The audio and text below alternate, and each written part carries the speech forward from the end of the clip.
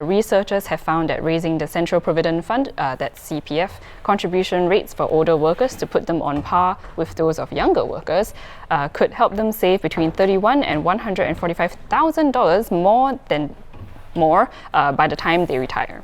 So here to share more with us is Assistant Business Editor Chian Hui. Hello. Hi. So could you break these numbers down for us? Okay. So currently, the CPF contribution rates stand at 37% for workers up to 55 years old. After that, it progressively drops. So we'll go from 37 to 26% to 16.5%. And when you hit 65 and over, it is 12.5%. Okay.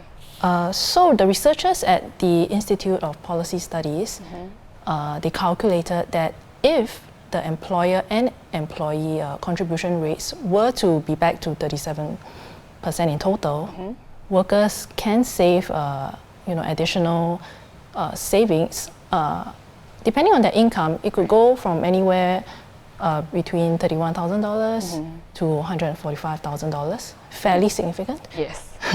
So they say that restoring this CPF contribution rates could bring about certain benefits, such as, of course, better retirement adequacy, but also the other side of the coin is that it may encourage older workers to stay in their job a bit longer. Right, and keep working. You've mentioned this a little bit, but it involves employers as well, right? Yes. So are companies sort of naturally worried about these CPF increasing contributions? So when it comes to CPF, usually companies would be concerned, and reasonably so. In this case, the researchers have done the sums, and it would cost employers about $800 million in the first year if they were to implement this scenario.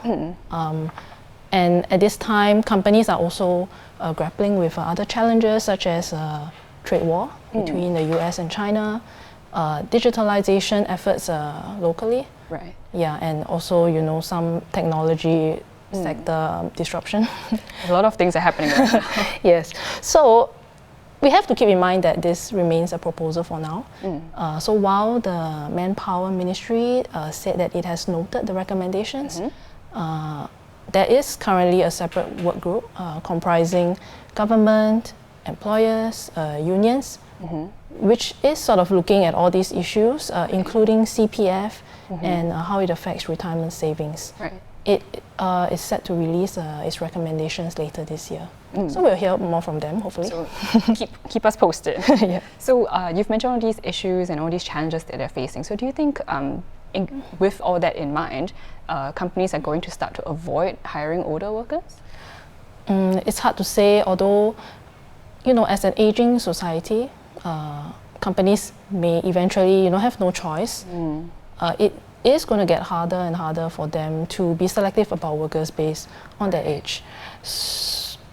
Well, I guess if they were to look at it from the positive side, it could be a good way for them to retain older workers. Yeah, and for them to pass on the experience to the younger generation as well.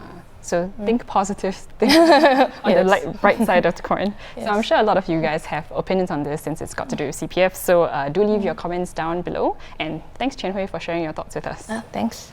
And those were our top stories of the day. If you'd like more news and videos, do head on to www.straitstimes.com. Once again, I'm Kimberly. Thank you for watching The Big Story, and we'll see you tomorrow.